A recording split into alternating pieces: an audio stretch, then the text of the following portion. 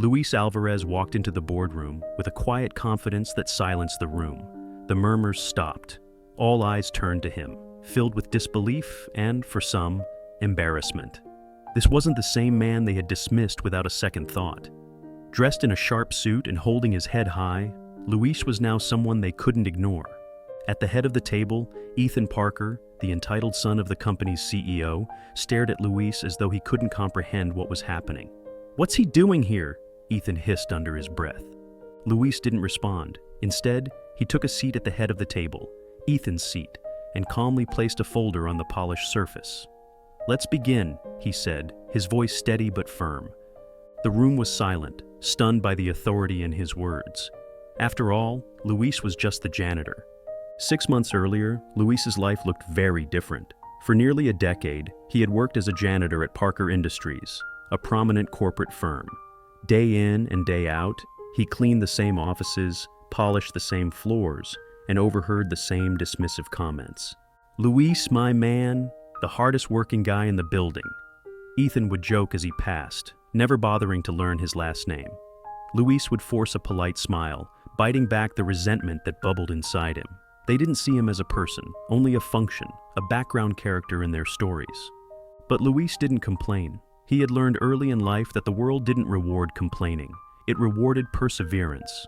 Every night after his shift, he would head home to his small apartment, where his wife Maria waited with dinner and words of encouragement. She reminded him of why he worked so hard, not just to survive, but to build a better future. Still, there were moments when the weight of being overlooked became almost unbearable, like the time he overheard a conversation in the boardroom about the company's financial troubles. Ethan, in his usual arrogance, dismissed the janitor's presence entirely, leaving Luis to quietly absorb the details. They were losing money fast, and no one seemed to have a solution. That night, as he emptied the trash, Luis found a discarded financial report detailing the company's inefficiencies. His curiosity got the better of him, and he took it home. Flipping through the pages, he noticed something glaringly obvious, mistakes that could easily be fixed. Ideas began forming in his mind, ideas that could save Parker Industries millions. But who would listen to a janitor? Luis decided to act, not for recognition, but because he believed in doing what was right. Little did he know, the simple decision to leave his analysis on Mr. Parker's desk would set off a chain of events that would change his life, and the company, forever. In a world that had underestimated him for far too long, Luis was about to prove that hard work and brilliance couldn't be ignored forever. Luis's days at Parker Industries followed a routine so rigid it felt almost scripted. He arrived early, long before the executives filed into their corner offices with fresh coffee and tailored suits. By the time they started their day, the office was spotless, every desk polished, every floor gleaming. Luis would be invisible by then, quietly cleaning the spaces they left behind. But invisibility had its advantages. Late one night, while cleaning the executive boardroom after a long meeting, Luis overheard fragments of a heated conversation between Ethan Parker and his father, Mr. Greg Parker. Ethan's voice was loud and dismissive. "We just need to cut some departments, Dad. Let go of the dead weight. It's not that complicated." Mr. Parker's reply was more measured but no less concerned.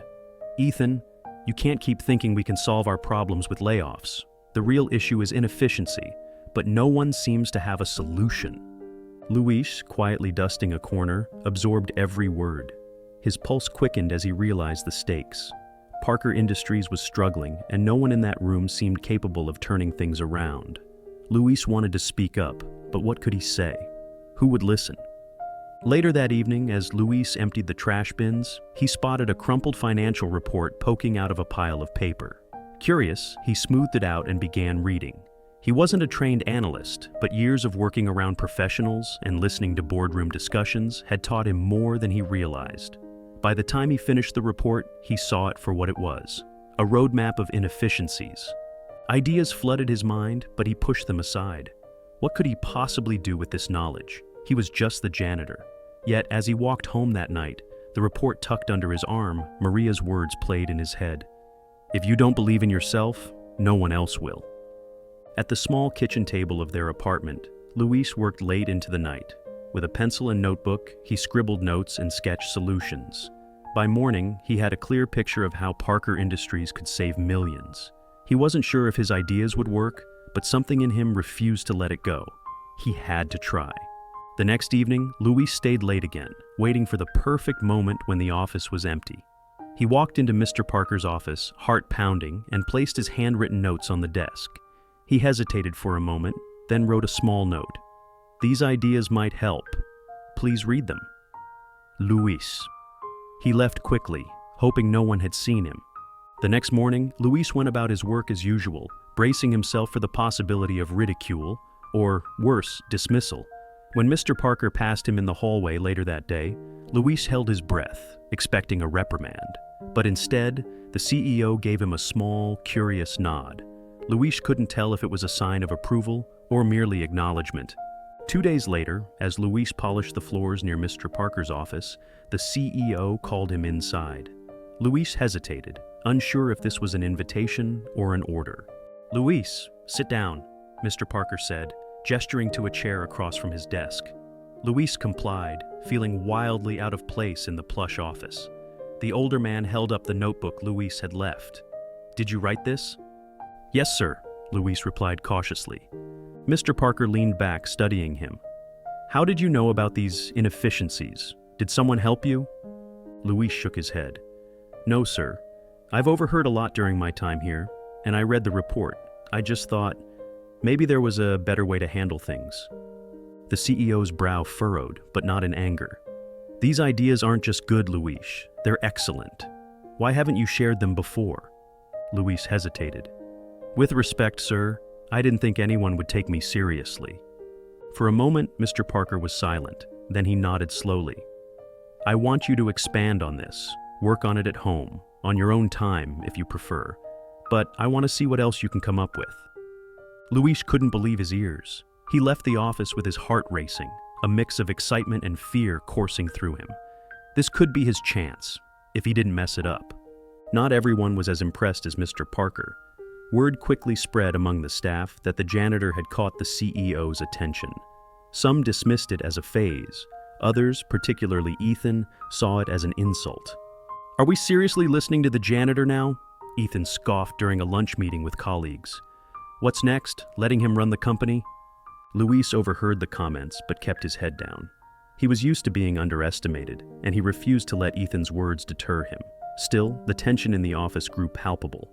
Luis felt the stares, the whispered conversations behind his back, but he stayed focused on his work, both the cleaning and the analysis Mr. Parker had requested. Over the next few weeks, Luis submitted more detailed suggestions to Mr. Parker. Each time, the CEO was impressed, sharing the ideas with the board as his own. While Luis didn't expect credit, he couldn't deny the sting of seeing his hard work attributed to someone else. But things began to change when one of Luis's ideas, an innovative cost-cutting strategy, saved the company millions in just a month. Mr. Parker finally acknowledged Luis publicly during a board meeting, shocking everyone in attendance.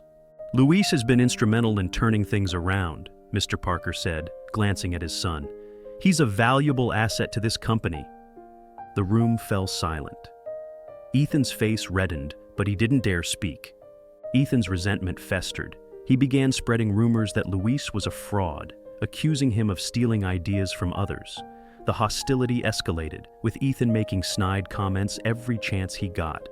One afternoon, Ethan confronted Luis in the break room, his voice dripping with condescension. "You really think you're special, don't you? You're just a janitor. Don't forget your place." Luis looked him in the eye, his voice calm but firm. "I know my place, Ethan, and it's earned, not handed to me." The words hung in the air, heavy with meaning. Ethan stormed out, but Luis knew the battle wasn't over. When Mr. Parker's health began to decline, the board convened to discuss succession plans. Ethan was the obvious candidate, or so he thought. But during the meeting, several board members voiced concerns about Ethan's lack of vision and leadership skills. One by one, they praised Luis's contributions, calling him a forward thinker who understood the company's challenges better than anyone. When the votes were cast, Luis was named interim CEO. Ethan erupted in anger, accusing the board of betrayal. But the decision was final. Luis, the man everyone had underestimated, was now at the helm of Parker Industries. Stepping into his new role wasn't easy. Luis faced resistance from employees who doubted his abilities and scrutiny from the media, who latched onto the story of the janitor turned CEO. But Luis didn't let the pressure shake him. He focused on implementing the changes he'd envisioned, proving his worth through action rather than words. Maria, ever his pillar of strength, reminded him to stay true to himself. "They'll see who you are, Luis. Just give them time." Luis's leadership style was unlike anything Parker Industries had seen. He prioritized collaboration, listening to employees at every level, and fostering an environment of mutual respect. Slowly but surely, the culture began to shift. Carmen, his longtime friend, joined his team as a consultant, bringing her own ideas to the table. Together, they worked to ensure that no one at Parker Industries felt invisible again.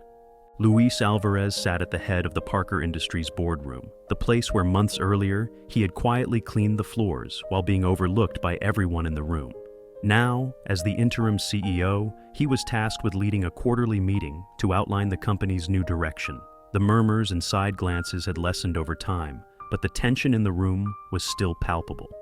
Ethan Parker sat 2 seats away, his jaw tight and his gaze icy. Since Luis's promotion, Ethan had made his disdain for him clear, though his objections had grown quieter as Luis's initiatives continued to deliver measurable success. But Luis knew Ethan wasn't done fighting.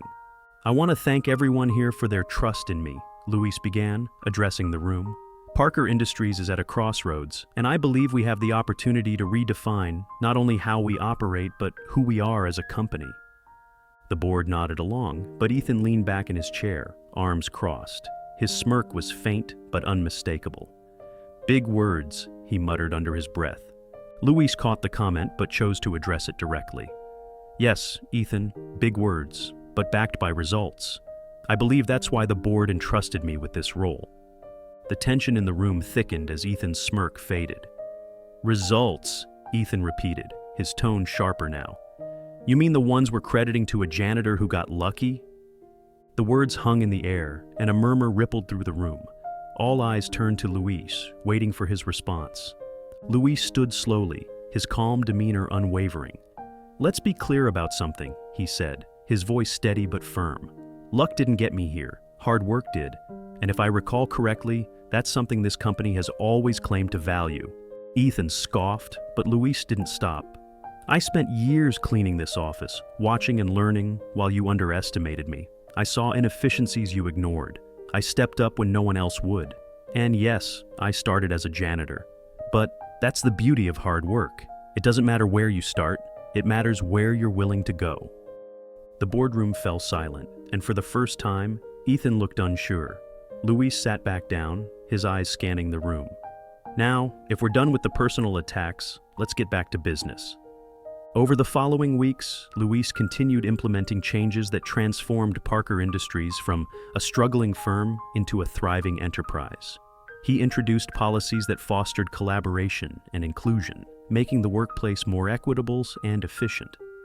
One of his most innovative ideas was a mentorship program aimed at bridging the gap between entry-level employees and leadership. Carmen, his longtime friend and now a trusted advisor, spearheaded the program, ensuring that no one in the company ever felt as invisible as they once had. Luis's ability to lead by example began to win over even his harshest critics. Employees who once doubted him now respected him for his humility, dedication, and forward-thinking strategies. The company's profits climbed steadily, silencing whispers that Luis's promotion had been a fluke. Ethan, however, remained an outlier. He grew increasingly erratic as Luis's success overshadowed his own reputation. Determined to reclaim his perceived birthright, Ethan launched a campaign to undermine Luis, spreading rumors among shareholders and attempting to sabotage key initiatives. But Ethan's behavior only served to highlight his lack of professionalism. During one particularly tense board meeting, he accused Luis of manipulating the board to secure his position. "This is my family's company," Ethan shouted, his voice cracking. "He doesn't belong here." Luis remained calm, but it was Mr. Parker, who had been attending remotely due to his health, who finally spoke up. "Ethan," his voice crackled through the speakerphone, "it's not about who belongs where, it's about who earns their place, and Luis has earned his. You, on the other hand, are squandering the opportunities I gave you." Ethan's face flushed with humiliation, and he left the meeting in silence. It was the beginning of his downfall. Luis was in his office late one evening when Mr. Parker called.